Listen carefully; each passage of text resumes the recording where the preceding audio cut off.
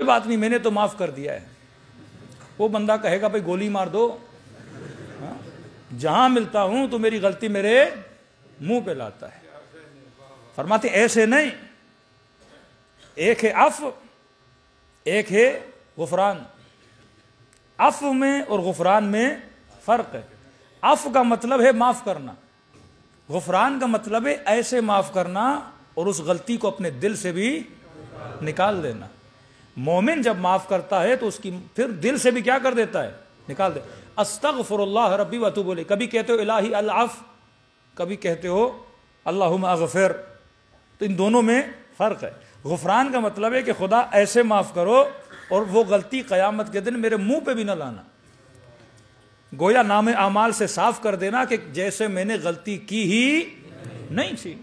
اگر کسی نے تیرے ساتھ زیادتی کی ہے اسے ایسے معاف کرو جیسے اس نے کچھ کیا ہی نہیں ہے. ماؤں بہنوں کے لیے حدیث ہے کہ فرماتے ہیں جو عورتیں نارمل ڈلیوری کرتی ہیں، بچہ پیدا کرتی ہیں، ان کے لیے ہے کہ جب اس اذیت سے وہ گزرتی ہے، نیک خواتین جب اس اذیت سے گزرتی ہیں اور ایک ہدف کے ساتھ ایک بچہ دنیا میں لا رہی ہیں کہ میں اس کو تربیت دوں گی، علی کا نوکر بناؤں گی، حسین کا سپاہی بناؤں گی، ایسا بچہ جب دنیا میں لاتی ہیں فرماتے ہیں بچے لانے کے بعد خدا ان کو ایسے کرتا ہے، ان خواتین کو، ان کے نام اعمال کو ایسے کر دیتا ہے جیسے یہ ابھی ابھی خود دنیا میں آئی ہیں، ابھی ابھی شکم مادر سے خود پیدا ہوئی ہیں. ہر بچے کے بعد ان کی ساری غلطیاں خدا کیا کرتا ہے؟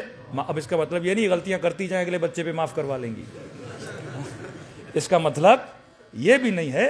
ہاں نہ جان بوجھ کے انسان سے خطائیں ہو جاتی ہیں، غلطیاں ہو جاتی ہیں، خدا کیا کر دیتا ہے؟ معاف کر دیتا ہے. تو معاف کرنے کا مطلب یہ ہے کہ مومن کے دل میں کسی مومن کا بغض نہیں ہونا چاہیے. لیکن یہاں پر ایک حکمت کی بات ہے کہ ہم نے کہا غیبت ایک جگہ پہ کرنا حرام، اور اس قدر حرام ہے کہ معصوم نے فرمایا اس کی مثال ایسے ہے جیسے خانہ خدا میں اپنے محرم کے ساتھ زنا کرے. غیبت کا اتنا بڑا گناہ ہے، لیکن معاشرہ کتنے مزے سے غیبتیں سنتا ہے، کتنے مزے سے. اللہ یہ مثالیں کیوں دیتا ہے؟ کیونکہ مثال جب تک تعلق اس کا جسم سے نہ ہو نا ہمیں بری نہیں لگتی. آپ بولو ایک بندے نے گناہ کیا، اچھا مثلا جھوٹ بولا، آپ بولتے اچھا جھوٹ بولا. ایک مومن نے غیبت کی، اچھا غیبت کی ہے، لیکن وہیں پہ بولو فلاں بندے نے زنا کیا ہے تو ہمارا منہ پھٹ جاتا ہے. کیونکہ ہماری نظر میں زنا بڑا گناہ ہے، کیونکہ یہ گناہ جسمی گناہ ہے. غیبت کا تعلق کیونکہ جسم سے نہیں ہے، کیونکہ ہمارا وجود مٹیریل ہے، جب تک چیزیں جسمی نہ ہوں ہمیں بری نہیں لگتی. اب خدا مثال بھی کون سی دے رہا ہے؟ جسمی مثال دے رہا ہے تاکہ زیادہ سے زیادہ تجھے غیبت کیا لگے؟ بری لگے. فرمایا بالکل ایسے ہے جیسے خانہ خدا میں کوئی کیا کرے؟ بدکاری کرے. اب اس کا تصور اپنے ذہن میں لاؤ، کیونکہ جب معصوم مثال دیتے ہیں تو فوراً آپ کے ذہن میں کیا آتا ہے؟ تصور آتا ہے، ذہن تمثیل بناتا ہے، تصویر بناتا ہے کہ واقعاً کوئی خانہ خدا میں ایسا بدترین گناہ کر رہا ہے. تو فرمایا زنا اپنا غیبت نہ کیا کرو. اب آپ تصور کریں آپ مسجد میں آ گئے، ایک آدمی خدا نخواستہ غیبت کر رہا تھا، تو یہ تصور کرو، اب اس کو تمثیل دو کہ آپ مسجد میں آئے اور مسجد میں کوئی بندہ زنا کر رہا ہے. کتنا برا لگے گا آپ کو؟ یا اسے مارو گے یا مسجد سے نکال دو گے. اگر غیرت کی بالکل کمی ہو تو مسجد سے خود باہر چلے جاؤ گے. فرمایا اگر کسی کو غیبت سے روک نہیں سکتے کم از کم غیبت والی محفل میں بیٹھا نہ کرو. سوسائٹی تباہ و برباد ہو جاتی ہے. لیکن وہی غیبت جس کا کرنا اتنا برا تھا، 3 جگہوں پہ اس غیبت کا کرنا ثواب تھا. ہم نے کہا کوئی رشتے کے لیے بیٹی کا پوچھنے آئے فلاں لڑکا کیسا ہے، تو اگر اس کی برائی آپ کو پتا ہے تو اس باپ کو بتاؤ تاکہ اس کی بیٹی کا زندگی خراب نہ ہو. کوئی مومن بزنس کرنا چاہتا ہے، اپنے پارٹنر کے بارے میں آپ سے پوچھ رہا ہے، اگر آپ کو اس کی کوئی پوائنٹ پتا ہے تو اسے بتاؤ تاکہ اسے بزنس میں نقصان نہ ہو. اگر کوئی مظلوم اپنا درد بتانے آئے کہ فلاں بندے نے میرے اوپر ظلم کیا ہے تو اس کے من کو ہلکا کرنے کے لیے اس کا درد سنو، یہ ثواب ہے کیونکہ تم مظلوم کے من کو کیا کر رہے ہو؟ ہلکا کر رہے ہو. اسی طرح معاف کرنا بہت بڑا ثواب ہے، لیکن فرمایا 3 جگہوں پہ معاف نہ کیا کرو. 3 جگہوں پہ معاف نہ کیا کرو. معاف کرنا بڑا ثواب ہے. کس کو معاف نہ کروں؟ فرمایا العفو للمقر لا للمصر. معافی مقر کے لیے ہے، مصر کے لیے نہیں ہے. معافی کس کے لیے ہے؟ مقر کا مطلب جو اقرار گناہ کرے اس کے لیے معافی ہے. کسی نے پوچھا نا میرے معصوم سے کہ مولا یہ اتنے اتنے بڑے ظالم گزرے تھے، خدا ہر شے پہ قادر ہے، کیا خدا ان کو معاف کر دے گا؟ امام نے کہا معاف تو تب کرے گا نا جب معافی مانگیں گے، اور معافی مانگنے کے لیے اللہ جب تک توفیق توبہ نہ دے تب تک کوئی توبہ ہی نہیں کرتا. تو خدا ایسے بدبختوں کو توفیق کہاں دے گا کہ وہ معافی مانگے؟ العفو للمقر، معافی کس کے لیے ہے؟ مقر کے لیے. ایک بندے نے آپ کے پیسے کھائیں، کہہ رہا جناب معاف کر دو، مجھ سے غلطی ہو گئی، غریب آدمی ہوں، پیسے دینے کے لیے نہیں ہے، جب ہوئے تو میں آپ کو دے دوں گا. کسی نے غصے میں آپ کو گالی آ کر دی اور کہہ رہا ہے مجھے معاف کر دیں، میں غصے میں تھا، میرا بی پی ہائی ہو گیا، میں نے 4 لوگوں کے سامنے آپ کی بے احترامی کی، مجھے معاف کر دیں. یہ مقر ہے، آ کے آپ کو معافی کا اظہار کر رہا ہے کہ مجھے معاف کر دو. فرمایا ایسے بندے کو معاف کر دو. لیکن لا للمصر، توہین بھی کرے اور معافی بھی نہ مانگے، مال بھی کھائے، ہٹ دھرمی بھی دکھائے، پیسے بھی کھائے اور کہے اب لے کے دکھا مجھ سے. فرمایا اسے معاف نہ کرو، اسے ایسا سبق سکھاؤ کہ آگے کسی اور کے پیسے نہ کھائے. لوگوں کے سامنے گالی بھی دے اور بولے جا تو دیکھ میں کیا کرنے والا ہے تو میرا، میں اور بھی تجھے گالیاں دوں گا. کہا یہ مقر ہے، یعنی گناہ بھی کرے اور اوپر اپنے گناہ پہ اترائے بھی. ایک تو چوری، اوپر سے سینہ زوری. ایسے بندے کو معاف نہ کرو. جنگ بدر میں ایک بندہ آیا رسول خدا کے مقابلے میں، اب نبی کے صحابیوں نے اس کو پکڑا اور لے کر آیا نبی کے سامنے. یا رسول اللہ، یہ ہمارے مقابلے میں جنگ لڑ رہا تھا، اب ظاہر کافر تھا، اب سزا دینی تھی. اس نے رسول کے سامنے ہاتھ جوڑی، یا رسول اللہ غلطی ہو گئی، آگے سے میں آپ کے مقابلے میں نہیں آؤں گا، آگے سے میں مسلمانوں سے جنگ نہیں لڑوں گا، آگے سے یہ غلطی نہیں کروں گا، آگے سے توہین نہیں کروں گا. نبی نے کہا ٹھیک ہے، معافی مانگ رہا ہے تو کیا کرو، اسے چھوڑ دو. چھوڑ دیا. پھر ہوئی جنگ احد، پھر بدبخت آیا مسلمانوں کے مقابلے میں، اتفاق سے قسمت اس کی اتنی بری، پھر پکڑ لیا اس کو. اب جیسے رسول کو دیکھا پھر وہی ڈرامے بازی، معاف کر دیں، غلطی ہو گئی، اگلی بار نہیں آؤں گا. نبی نے کہا معافی مقر کے لیے ہے، مصر کے لیے نہیں ہے. اسی وقت اس بدبخت کو کیا کر دو، واصل جہنم کر دو. تو معافی اس بندے کے لیے نہیں ہوتی. ایک آپ کے نوکر نے ایک بار غلطی سے چوری کر لی، اب کہہ رہا ہے صاحب جی غلطی ہو گئی، آگے سے نہیں کروں گا. ہاں آپ نے کہا ٹھیک ہے، پھر آپ نے کل دیکھا پھر چوری کر دی. ایسے بندے کے لیے معافی ہے ہی نہیں. اور معصوم کی حدیث بھی ہے کہ مومن ایک سوراخ سے 2 دفعہ ڈسا نہیں. فرمایا وہ مومن ہی نہیں ہے. ایک بندہ غلطی کرا کہ نہیں میں نے معاف کر دیا. بھائی جناب آپ کو نقصان دیا ہے، نہیں معصوم نے فرمایا معاف کر دو. پھر اس کو معصوم فرماتی ہے بے وقوف آدمی ہے جو بار بار معاف کیے جا رہا ہے، یہ عقل مند نہیں ہے. سوسائٹی اس طرح ڈیولپ نہیں ہوتی. ہاں معافی ایک بار ہوتی ہے، 2 بار ہوتی ہے، لیکن بار بار ایک بندہ غلطی کر رہا ہے، فرمایا اس کے لیے معافی نہیں ہے. صلوات پڑھے محمد والے محمد کا.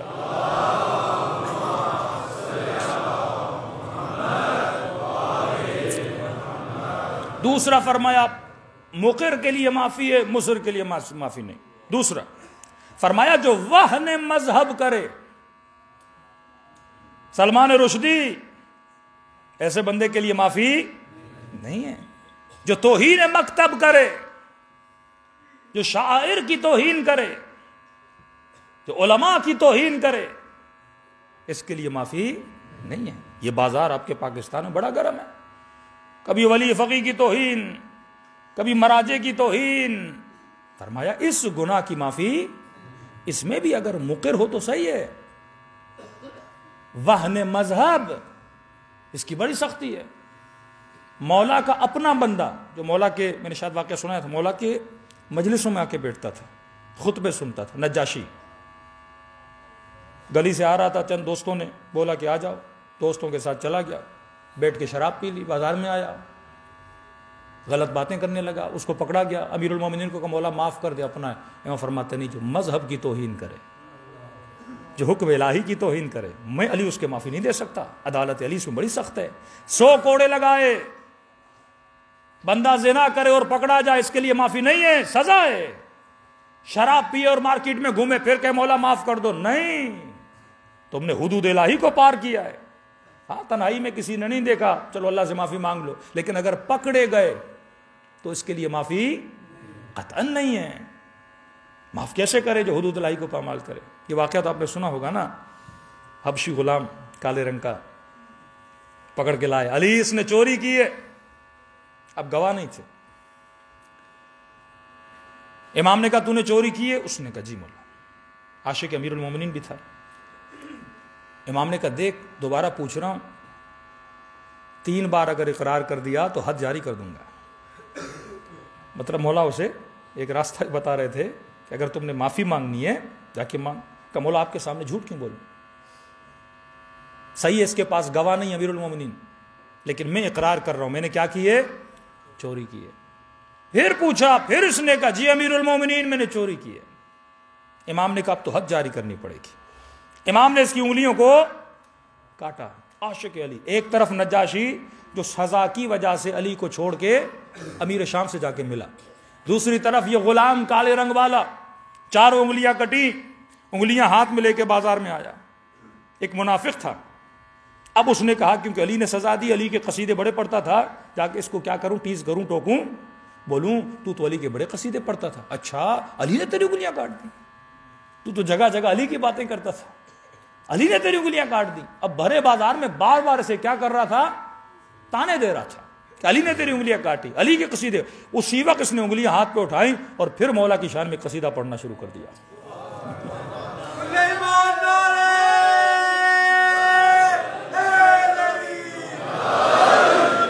لمبی، اس کا ایک لمبا قصیدہ ہے جو آج بھی تاریخ میں موجود ہے کہ میرا مولا وہ ہے جو اپنی عدالت جب نافذ کرتا ہے تو یہ نہیں دیکھتا کہ دوست ہے یا دشمن ہے. علی کی عدالت کے، علی کے علم کے، علی کے بچوں کے سارے قصیدے اس نے پڑھنا شروع کیے.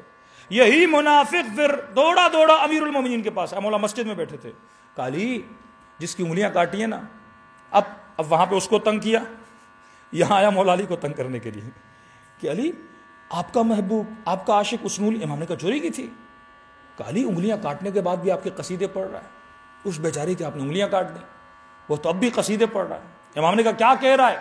اس نے کہا یا علی یہ پورا قصیدہ پڑھ رہا ہے کہ یہ میرے مولا کی عدالت ہے، یہ علی کا شرف اور علی کا کرم ہے. علی جب عدالت کرتے ہیں تو یہ نہیں دیکھتے کہ اپنا ہے یا غیر ہے. جب یہ کہنا تھا تو امیر المؤمنین امام حسن کو کہا کہ حسن ہاتھی امک الاسود. کربلا میں حسین نے ہر کو بھائی کہا. امام نے کہا حسن اپنے چچا کو لے کر آ، جس کی انگلیاں کاٹی ہیں. امک الاسود، اس کالے غلام چچا کو، لفظ چچا استعمال، جا اپنے چچا کو لے کر آ. امام حسن جاتے ہیں، غلام کو لے کر آتے ہیں، اور جیسے مولا کے سامنے آتا ہے امام فرماتے ہیں کیا سن رہا ہوں کہ میں نے تیری انگلیاں کاٹی اور پھر بھی علی کی فضیلت میں قصیدے پڑھ رہا ہے. ارے لوگوں کو سزا دینے کے بعد وہ تو علی کے مقابلے میں کھڑے ہو جاتے ہیں، علی کے در کو چھوڑ کے امیر شام کی طرف چلے جاتے ہیں. تو کیسا ہے کہ میں نے سزا بھی دی ہے اور میرے قصیدے بھی پڑھ رہا ہے. یہاں پہ جھوم کے کہتا ہے کہ مولا علی قد خالت حبک لحمی و دمی، علی تیری محبت کو خدا نے میرے خون اور گوشت میں ملا دیا ہے.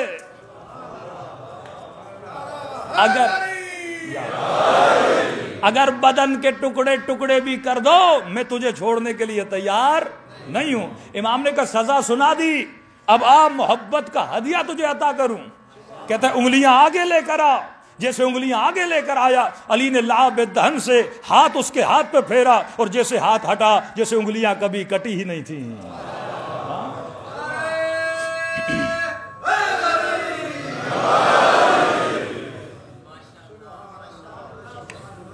بارہ دیگر صلوات پڑھے محمد والا.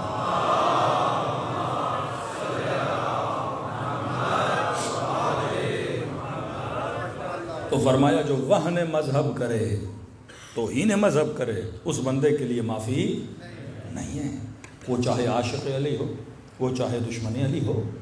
اور آج بربلا معاشرے میں بچے سے محبت کر کس حد تک، اگر وہ دین کی کسی شک کو پامال کرتا ہے محبت نہیں بنتی، سختی بنتی. اب آیت اللہ سیستانی کا فتویٰ ہے اگر بیٹی سر سے دوپٹہ اتار دے اس کو خرچہ دینا بھی حرام ہے. خرچہ دینا بھی ایسی بیٹی کو حرام ہے جو دین اور مذہب کی احتیاط نہیں کرتی. بیٹا پیارا ہے پر کل جا کے زانی بن جائے، شرابی بن جائے، اب بھی کہو اس بیٹے کو خرچہ دوں گا. اس بیٹے کو تم کوئی قید و قیود رکھو، اللہ سے نہیں ڈرتا کم از کم مال کی وجہ سے تو ڈرے گا نا. اللہ سے نہیں ڈرتا کم از کم یہ سوشل، اس کے لیے جب حدود بناؤ گے، سوشلی اس کو مجبور کرو گے تو کم از کم وہ دین راہ خدا پر چلے گا. بچپن سے فرمایا اپنے بچوں کو حیا کا درس دو، نجابت کا درس دو. بچہ 6 سال کا 7 سال کا بالغ نہیں ہے، سال کو چاہے بسترے کیا کر دو، اتنا مصائب میں سن تو جناب سکینہ کی ایج کربلا میں کچھ کہتے ہیں 4 سال، کچھ کہتے ہیں 3.5 سال. یہ مصدقہ روایت ہے کہ بی بی کے سر سے مقنعے کو اتارا گیا. 3.5 سال کی بچی نے سر پہ کیا پہنا ہوا ہے؟ مقنع پہنا ہوا ہے. آیت اللہ فاضل لنکرانی کہتے ہیں خدا لعنت کرے ان بندوں پر جو کہتے ہیں کہ اسلام میں حجاب کا حکم نہیں آیا. تو میں نے اس دن بھی عرض کیا خمار اور جلباب دونوں لفظ قرآن میں موجود ہیں.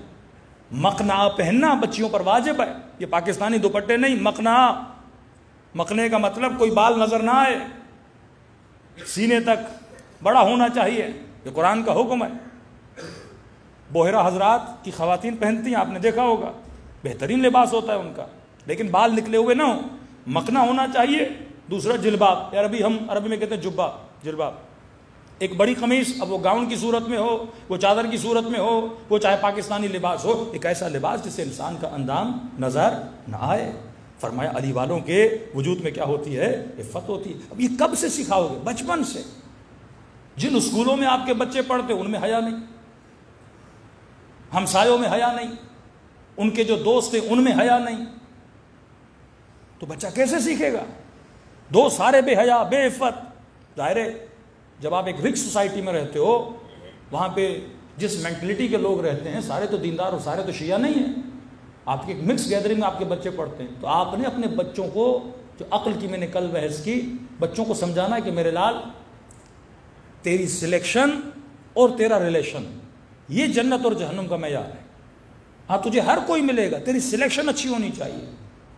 تیرے سامنے 4 پانی رکھے جائیں گے، مثلا ایک شراب کا پانی ہے، ایک آب زمزم ہے، ایک نارمل پانی ہے. اب یہ تیرا انتخاب ہے، تو کس پانی کے گلاس کو اٹھاتا ہے. یہ جتنے اصول اہل بیت نے بتایا، بچوں کی سلیکشن کو مضبوط کرو کہ کہیں وہ گندی چیزوں کا انتخاب نہ کریں.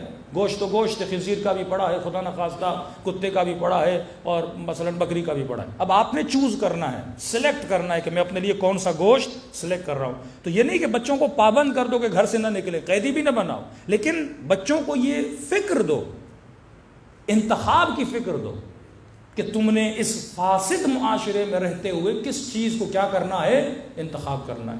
پھر لاجیکلی ان کو سمجھاؤ کہ اسلام نے جو کہا ہے اس کا فائدہ کتنا ہے. روزے کے فائدے آج میڈیکلی پرووڈ ہیں، نماز کے فائدے میڈیکلی پرووڈ ہیں، سجدہ جو آپ لمبا دیتے ہو اس کا میڈیکلی فائدے پرووڈ ہیں. جتنی بھی عبادتیں ہیں، ایون سوشلی آپ حجاب کا بحث کرو، دوسرے بحث کرو، وہ سوسائٹی تباہ و برباد ہوتی ہے. اب جیسے آپ امریکہ کے ایوری 7 منٹس، ہر 7 منٹ میں امریکہ میں ایک ریپ ہوتا ہے، جبکہ گناہ آزاد ہے. ریپ تو سوسائٹی میں ہو نا کہ جوان اپنی خواہش کو پورا نہ کر سکے اور زبردستی اس گناہ کو انجام دے، لیکن وہ سوسائٹی جس میں آزادانہ انسان گناہ کر سکتا ہے، اس سوسائٹی میں ریپ کیوں ہوتا ہے؟ کیونکہ شہوت جب حد سے بڑھ جاتی ہے انسان تنوع طلب ہو جاتا ہے، مختلف طریقوں سے شہوت کو حاصل کرنا چاہتا ہے. وہ فلم انڈسٹری اس کے پیچھے ہے، سوسائٹی اس کے پیچھے ہے، تو معاشرہ آج تباہ و برباد ہے. لیکن شکر خدا کریں ایک مسلم سوسائٹی میں رہتے ہیں تو اپنے بچوں کو، اپنے جوانوں کو، اپنی نسلوں کو یہ فکر دیں کہ میرے لال زندگی گزارو لیکن اصول پسند رہو. اصول اہل بیت پہ کبھی کمپرومائز نہ کرو، اصول کربلا پہ کبھی کمپرومائز نہ کرو، تو زندگی یہاں بھی سکون سے گزرے گی اور مرنے کے بعد بھی زندگی سکون سے گزرے گی. صلوات پڑھے محمد وعلی محمد.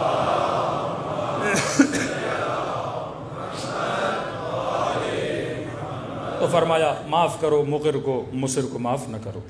معاف اسے کرو، اسے بھی کبھی معاف نہ کرو جو مذہب کی توہین کرتا ہے. کئی ایسے آج خطبہ ذاکرین ممبر سے توہین مذہب کرتے ہیں، یہ بری بات ہے. مقدسات کی توہین، اللہ کی توہین کبھی نہیں ہونی چاہیے. برملا کبھی گناہ نہیں ہونا چاہیے. تیسری چیز فرمایا اسے معاف نہ کرو جو مومن کی عزت بھرے مجمع میں پامال کرتا ہے، اس کے لیے بھی معافی نہیں ہے. توہین مومن حرام ہے. فرمایا مومن کا دل توڑنا ایسے ہے جیسے خانے خدا کو خراب کرنا. کیوں؟ کیونکہ اللہ کس کے دل میں رہتا ہے؟ مومنوں کے دلوں میں رہتا ہے. قلب جو ہے وہ جائے گا ہے. ابھی عبداللہ الحسین ہے، محبت امام حسین کہاں ہے؟ دل کے اندر ہے نا. تو کبھی کسی کے دل کو نہ دکھایا کرو. زندگی صحیح سالم ہو، ہمسایوں کے ساتھ اچھی، گھر کے اندر. ابھی کسی خاتون نے لیٹر بھیجا، پڑھ کے ہنسی بھی آ رہی تھی کہ مولانا مردوں کو ذرا سمجھائیں گھروں میں اخلاق اچھا ہونا چاہیے. ویسے شکایتیں تو آتی ہیں اخلاق کتنا بھی اچھا ہو، لیکن اور بھی آپ کیا کریں، اپنے اخلاق کو اچھا کریں. کم از کم جو شرعی طور پر اللہ نے واجب کیا ایک مرد پر، اس چیز کو کیا کرے، ادا کرے۔ دیکھیے کبھی کبھی چھوٹی چھوٹی چیزیں بھی انسان کو کیا کرتی ہیں، خوش کر دیتی ہیں۔ میں نے بہت بار سوچا ہے کہ مرد اور عورت کی فطرت پہ ایک خمسہ ہو، عشرہ ہو، لیکن کبھی توفیق ابھی تک نہیں ملی۔ واقعاً مرد، دو جملوں میں صرف عرض کروں گا، مرد مظہر جلال خدا ہے، عورت مظہر جمال خدا ہے۔ یہ دونوں اللہ کی دو صفت کے کیا ہیں، مظہر ہے۔ اب آپ یہ سمجھو اور اس کو اس طریقے سے کیا کرو، آپ نے ہینڈل کرنا ہوتا ہے۔ ہاں، جیسے مردوں کو کلیات یاد رہتی ہیں، جزئیات یاد، جرنل چیزیں یاد رہتی ہیں، لیکن جو چھوٹی چھوٹی چیزیں یاد نہیں رہتی، اور خواتین انہی چھوٹی چھوٹی چیزوں کی وجہ سے مردوں سے کیا ہو جاتی ہیں، ناراض ہو جاتی ہیں۔ مثلا شاید آپ سے کبھی پوچھ لیں بھئی جب شادی ہوئی تھی میں نے جو جوڑا پہنا تھا اس کا رنگ کیا تھا، اب آپ کہو گے مجھے کل کا کھانا یاد نہیں۔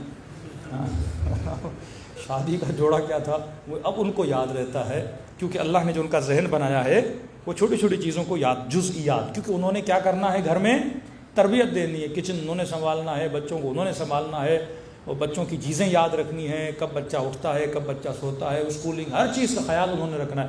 مرد اس چیز میں بڑا کم، لیکن مرد مینجمنٹ میں بڑا تیز ہوتا ہے، ہوشیار ہوتا ہے، کلی چیزوں کو کرنے میں ماہر ہوتا ہے، کیونکہ یہ مظہر جلال ہے۔ اب کیونکہ جلال ہے، اس میں غصہ بھی زیادہ ہوتا ہے، مظہر جلال میں غیرت بھی آ جاتی ہے، مظہر جلال میں غضب الہی بھی آ جاتا ہے، یہ ساری چیزیں مرد میں زیادہ ہوتی ہیں۔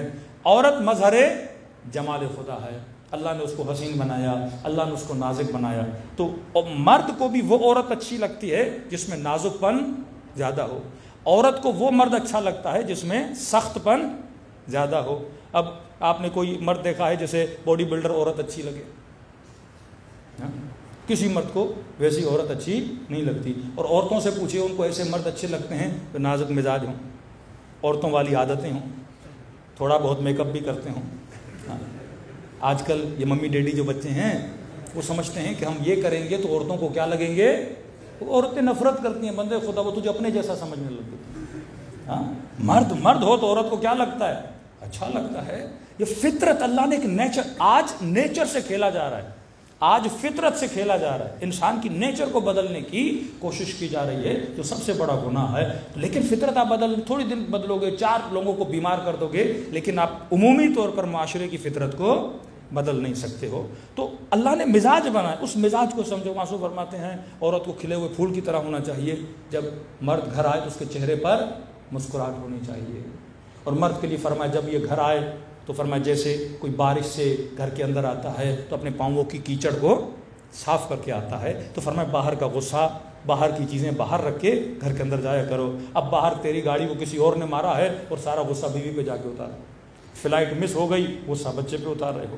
ہاں، باہر جتنے معاملات ہوئے، بندے خدا معاملات باہر رکھ، گھر جا کے اپنے چہرے سے غصہ اتار کے وجود کو ٹھنڈا کر کے گھر کے اندر جاؤ، اخلاق اچھا ہونا چاہیے۔ پھر مومن کے چہرے پہ ہمیشہ مسکراہٹ، مومنوں کے چہرے ابوس نہیں ہوتے، مرجھائے ہوئے نہیں ہوتے۔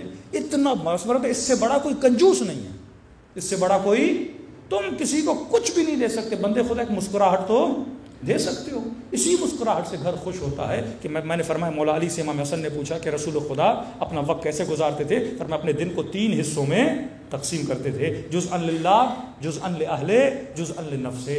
ایک اپنے وقت کا حصہ اللہ کے لیے، ایک وقت کا حصہ گھر والوں کے لیے، ایک وقت کا حصہ اپنے نفس کے لیے، یعنی کمائی کے لیے، باہر جانا، تبلیغ کرنا، سب کچھ اپنے کاموں کے لیے۔ ہماری زندگی کتنے حصے ہونے چاہیے؟ 3 حصے ہونے چاہیے۔ یہ نماز پڑھنا صرف مصلی پہ بیٹھ کر نماز پڑھنا عبادت نہیں ہے، اپنی فیملی کو ٹائم دینا یہ بھی کیا ہے؟ عبادت خدا ہے۔ تو علی والوں کا گھر کیا ہونا چاہیے؟ جنت ہونا چاہیے۔ اب اس گھر میں اگر کسی مرد ہوس باز ہے تو اس کے گھر میں سکون نہیں ہوگا۔ تو گھروں کو ایسا بنائیں جیسے جناب سیدہ کا گھر تھا۔ یہی عبادت پروردگار عالم ہے۔ اپنے گھروں سے سکون ختم نہ کریں، یہی بچے ماں باپ کو دیکھ کر زندگی گزارتے ہیں۔ میں پنجاب کا ایک شہر ہے جامپور، وہاں پہ مجلس پڑھ رہا تھا، میں نے کہا کہ بچوں کو اچھے نام سے، شکل اچھی ہونی چاہیے، چہرے پہ غصہ نہیں ہونا چاہیے، کیونکہ آج کل بچے شکایتیں کرتے ہیں مولانا والد صاحب گھر میں آتے ہیں تو ہم خوف سے کمروں میں چھپ جاتے ہیں، تو دیہاتی ماحول ہوتا ہے۔ تو اس بچے نے کہا مولانا میرا باپ تو گھر آتا ہے ایسے لگتا ہے شیمر آ گیا گھر۔ اب دیہاتی ماحول اس نے بول دیا مولانا باپ گھر آتا ہے تو ایسے لگتا ہے۔ واقعاً بعض ہمارے کیریکٹر ایسے ہیں بھائی شمر سے کوئی ڈرے، ظالم تھا نا، باپ ظالم تو نہیں ہے، باپ کی ایک محبت ہوتی ہے، وہ گھر میں جائے تو بچے انتظار کریں کہ بابا کب آئیں گے، مما کے لیے ترسیں کہ اماں کب، یہ محبت کا ماحول جب آپ کا گھر میں ہوگا، 10 منٹ بیٹھو، آدھا گھنٹہ بیٹھو، ایک چائے بھی اگر محبت بھری فیملی ایک دوسرے کے ساتھ بیٹھ کے پیے تو اس چائے کا پینا بھی کیا ہو جاتا ہے، عبادت ہو جاتا ہے۔ یہ وہ سلیقہ، یہ وہ اصول کربلا ہے کہ جنگ کے ماحول میں، بڑی بات نہیں ہے، جنگ کے ماحول میں پتہ ہے کہ کل شہادتیں ہونے والی ہیں۔ مولا کے اصحاب کہتے ہیں کہ شب عاشور بھی امام حسین نے اپنے وقت کو 3 حصوں میں تقسیم کیا۔ شب عاشور، اس سے بڑی ترتیب، اس سے بڑا عقل، اس سے بڑا طرز زندگی تجھے کہاں ملے گا؟ کا ایک حصہ امام نے عبادت خدا کے لیے رکھا۔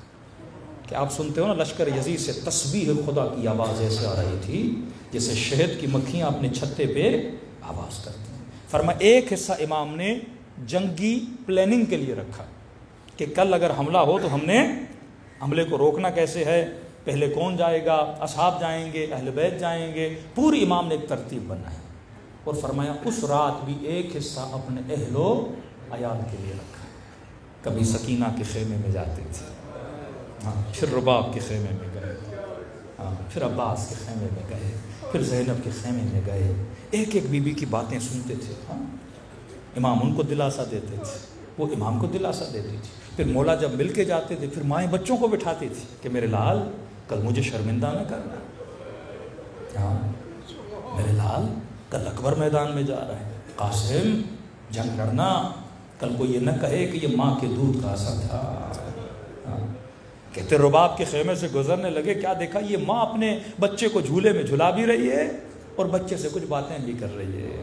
روکے روکے کہتی علی اصغر کل اکبر کی ماں اکبر کو قربان کرے گی، کل قاسم کی ماں قاسم کو قربان کرے گی، کل اونو محمد کی ماں اونو محمد کو قربان کرے گی۔ اے میرے لال تو بہت چھوٹا ہے، اے کاش تو بھی جوان ہوتا، تلوار اٹھاتا، حسین کے دفاع کے لیے میدان جنگ میں جاتا۔ ارے میں بھی تو اپنے بچے پہ فخر کرتی نا کہ میرے بچے نے اپنی جان کو حسین پہ قربان کیا۔ کہتے ہیں اتنا پیار آیا امام حسین کو، اتنا پیار آیا کہ رباب کے خیمے میں آ گئے، اپنے بچے کو سینے سے لگایا، کہنے لگے رباب کل میں تیرے اصغر کو اپنے اکبر سے بڑھا دوں۔ یہ عشق اور محبت، یہ خیام حسینی کا منظر ہے، یہ عقل کل کس طرح سے ظاہر ہوتے ہیں۔ وہاں پر بھی بتا رہے ہیں کہ زندگی کیسے گزاریں، بھائی کی بھائی سے محبت، غلام کی آقا سے محبت، بہن کی بھائی سے محبت، شوہر کی زوجہ سے محبت، واللہ کہاں ملتا ہے؟ جنگ کے ماحول میں اتنی محبت کا اظہار آپ کو کہیں نظر نہیں آتا۔ وفا کا معیار، ادب کا معیار، عبادت کا معیار، حسن کا معیار، اخلاق اعلیٰ کا معیار، کہ اپنے ہاتھوں سے پانی پلا رہے ہیں، اپنے ہاتھوں سے۔ حضرت عباس کہتے ہیں جب مولا پانی بھر رہے تھے نا، میں نے کہا مولا ہم اتنے نہیں ہیں جتنا پانی بھر رہے ہیں۔ کہ عباس تو پانی بھر، کہتے مجھے سمجھ نہیں آئی اتنا پانی امام نے کیوں جمع کیا تھا۔ کہتے جب ہر کا لشکر آیا نا، کہا سب کو پلانا شروع کر دے۔ انسانیت اتنی ابا عبداللہ الحسین میں کہ واقعی جب یہ روایت پڑھی جاتی ہے تو انسان کا جگر چور چور ہو جاتا ہے۔ کہ جب پورے لشکر کو پانی پلایا، یہ روایت ہے، جب کہتے ہیں گھوڑوں کو پانی پلانے لگے نا تو امام نے فرمایا عباس گھوڑے کی فطرت ہے، جب تک پیٹ بھر نہ جائے نا وہ پانی سے منہ ہٹاتا نہیں۔ کہا انتظار کرنا جب تک وہ منہ نہیں ہٹاتا تو پانی نہ ہٹا۔ ارے جسے حیوان کی اتنی پرواہ، کہ اتنے میں گھوڑے پر شخص آ رہا تھا ہر کے لشکر کا جو پیچھے رہ گیا تھا۔ امام نے کہا آگے جا اس کو لے کر آ۔ کہتے اتنی شدت گرمی، لوہا زرہ اس نے پہنی ہوئی تھی، اب اس کو آنکھوں کے سامنے اندھیری آ گئی، رستہ نظر نہیں آ رہا تھا۔ کہتے حسین خود آگے بڑھے، کہا اے بھائی نیچے آ، پانی پی، کہیں پیاس سے تو مر نہ جائے۔ کہتے ہیں اسے حسین کی بات سمجھ میں نہیں آئی کیونکہ شدت پیاس اتنی تھی کچھ نظر نہیں آ رہا تھا۔ کہتے امام نے اونٹ کی مہار کو پکڑا، اونٹ کو نیچے بٹھایا، کہا نیچے آ جا۔ کہا اس میں اتنی بھی طاقت نہیں تھی کہ خود نیچے آئے۔ کہا حسین آگے بڑھے، اسے اتارا، اور جیسے اتارا تو اس کا سر مولا کے گھٹنے پر آیا۔ حسین نے اپنے ہاتھوں سے جو روکنے آیا تھا اسے پانی پلایا۔ لیکن مقام ظلم یہ ہے جسے اپنے ہاتھوں سے پانی پلایا تھا یہ وہی تھا جو حسین کی انگوٹھی اتارنا چاہتا تھا۔ تو معصوم فرماتے ہیں نہ اتری اور اس نے خنجر سے حسین کتنا کریم ہے تیرا مولا حسین. ایسے اماموں کے ہوتے ہوئے واللہ حجت تمام کر رہے ہیں ہم سب پر اپنے اخلاق کے ذریعے, اپنے کردار کے ذریعے. اور یاد رکھ جب حجت تمام ہو جائے نا اس کے بعد عذاب الہی آتا ہے. جب حجت تمام ہو جائے اور تمام کے بعد انسان اگر اپنے وجود میں تغیر کو پیدا نہ کرے تو فرمایا دعا کیا کرو کہ خدا حسین کی مجلس میں آئے ہیں, ہمیں حقیقتاً حسینی بننے کی صلاحیت عطا کرے, خلوص سے دل سے دلوں کو کربلا کی طرف روانہ کرے. سلام کرے اپنے مولا کی مظلوم میں اور دعا کرے کہ خدا ہم سب کو زیارت با معرفت امام حسین نصیب فرمائے. السلام علی الحسین وعلی علی ابن الحسین وعلی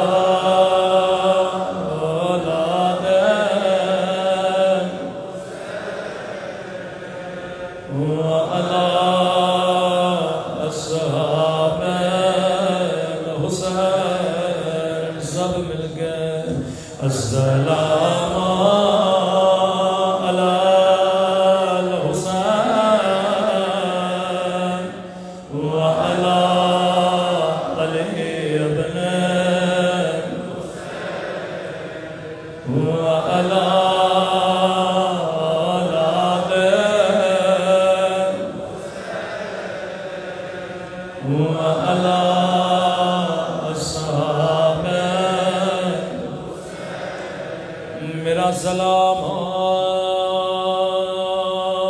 سکینہ کی یتیمی بہن, میرا سلام زینب کی لٹی ہوئی چادر بہن. اکثر بی بی زینب یہ جملہ کہتی تھی, فرمایا دکھ اس بات کا نہیں کہ زینب کو غیروں نے نہیں پہچانا, دکھ اس بات کا تھا کہ اپنوں نے بھی نہیں پہچانا. میں کہتا ہوں بی بی زینب اپنوں کا قصور نہیں, اپنوں نے کبھی نہیں سوچا کجا زینب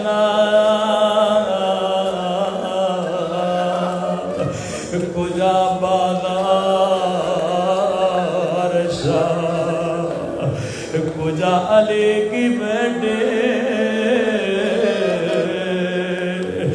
کجا شرابے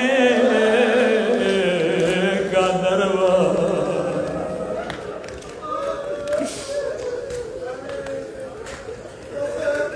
ایک یتیمہ بچی تھی جسے امام حسین اپنے گھر میں لے کر آئے.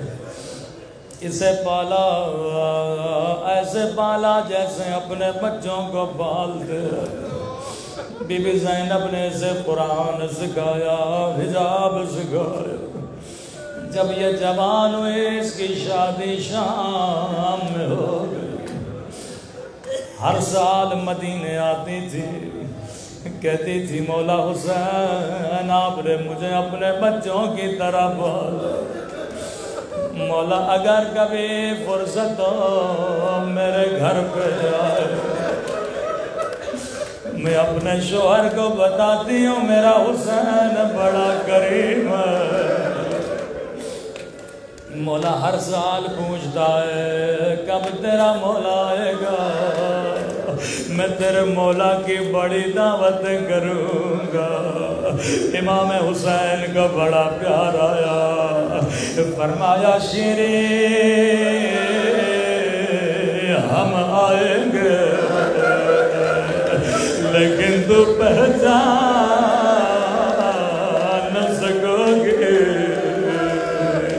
اتنا سناتا شیرین کھڑی ہو گئے, کہنے لگی مولا میں نمک حرام نہیں، مولا ان آنکھوں کو نکال دو جو اپنے مولا کو نہ پہچانے۔ امام نے فرمایا شیری تیرا قصور نہیں ہوگا، ارے حالات بدل جائے۔ جب خدا حافظ کر کے جانے لگی، امام نے ایک وصیت کی، فرمایا شیرین جب تک زندہ ہو اس وصیت کو یاد رکھنا۔ جی میرے مولا۔ فرمایا شیرین قیدی بڑے مظلوم ہوتے ہیں، قیدیوں کا خاص خیال رکھنا۔ شیرین واپس وطن چلی گئی۔ ارے زینب کے حالات بدل گئے، عباس مارے گئے، حسین مولا مارے گئے، لٹا ہوا قافلہ بازار میں آیا۔ شیرین کا شوہر بازار سے گزر رہا تھا، اس کی نگاہ سکینہ کے زخم گانوں پہ پڑ گئے، اور زخمی رخساروں پہ پڑ گئے، روتا ہوا گھر گیا۔ کہنے لگا شیرین ہمیشہ کہتی تھی اگر کوئی قیدی نظر آئے گھر لے کر آنا۔ او شیری میری زندگی گزر گئے، میں نے کبھی 4 سالہ قید نہیں دیکھے۔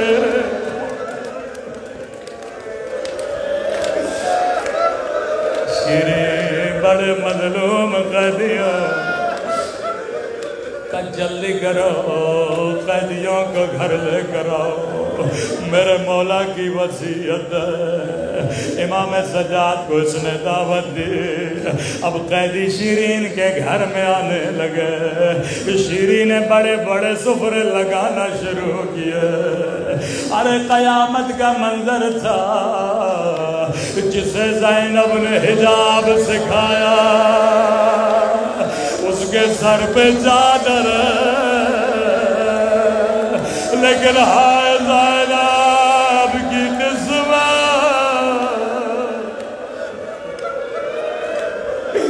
ہائے علی کی بیٹی کی قسمت۔ قیدی مبیاں شیرین کے گھر میں آئی، جلدی جلدی سے شیرین اٹھی، پہلے پانی رکھنا شروع کیا۔ کہتی ہے قیدی بیویوں مجھے بڑی پیاسی لگتی ہو، جتنا پانی پینا ہے پی لو۔ قیدی بیویوں نے کہا مومنہ میں پانی نہیں چاہیے۔ قیدی بیویوں کیا چاہیے؟ مومنہ بڑے مظلوم ہیں، ایک دن میں ہمارے گھر سے 18 لاشیں نکلے ہیں، اور کسی نے رونے نہیں دیا، کسی نے ماتم کرنے نہیں دیا۔ اگر اجازت ہو تیرے گھر میں رو لے۔ شیرین نے کہا قیدی بیویوں میں تجھے کیوں روکوں گی، جتنا رونا ہے رو لو۔ قیدی بیویوں نے حلقہ بنایا، ایک مرتبہ قیدی بیوی اٹھی، بڑا درد بھرا بہن کیا، رو کے کہنے لگی اے سکینہ کے پیاسے بابا، اے سکینہ کے غریب بابا۔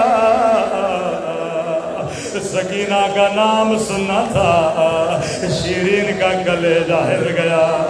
کہتی ہے قیدی بیوی یہ نام نہ لے، یہ میرے مولا کی بیٹی کا نام ہے۔ اللہ میرے مولا کے بچوں کو سلامت رکھے۔ اگر تیرے مقتول کا کوئی بیٹا ہے اس کا نام لے کے بہن کرو. اب بیٹے کا نام آنا تھا.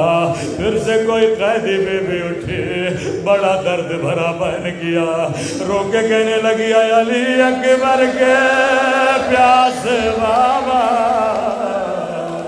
اے علی اکبر کے غریب بابا. شیرین اپنی جگہ سے اٹھے, اے قیدی بی بی یہ نام لے, اللہ میرے بچوں کو اکبر پہ قربان کرے.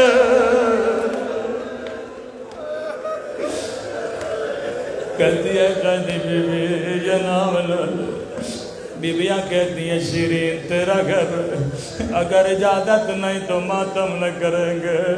کہتی ہے نہیں قیدی بیویوں, یہ تو مدینے والوں کے نام ہے. اگر تیرے مقتول کی کوئی بہن ہے, اس کا نام لے کے بیان کرو. یہاں بہن کا نام آنا تھا. راوی کہتا ہے کوئی اور قیدی بی بی نہیں اٹھی. ایک مرتبہ بی بی زینب اٹھے, بڑا درد بھرا بیان کیا. آئے اجڑی ہوئی زینب کے پیاسے بھیا, آئے اجڑی ہوئی زینب کے غریب بھیا. زینب کا نام سنا تھا, دوڑے دوڑے آگے بڑھے, ہاتھوں کو جوڑا. اے قیدی بی بی تو کون ہے, یہ تو مدینے والوں کے نام ہے. تیرا حسین سے کیا رشتہ ہے. بی بی زینب نے بالوں کو ہٹایا, کہا شیری تیرے مہمان آ گئے, اور تیرا حسین آ گیا, اور شیری زینب اجڑ گئے.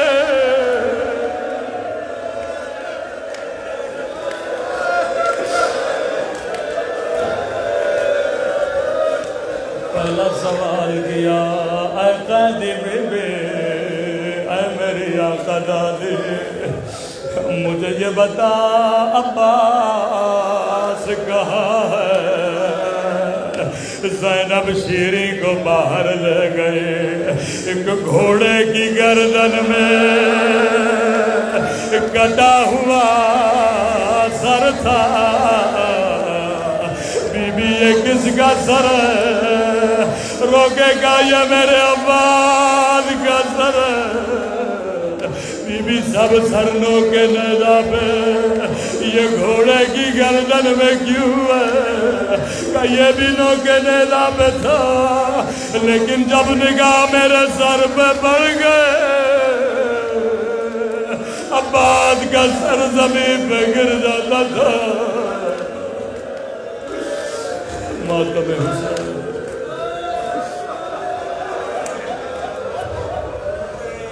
یا حسین یا حسین یا حسین یا حسین.姚生知道的没老婆？对，把错手的姚生知道的，为什么？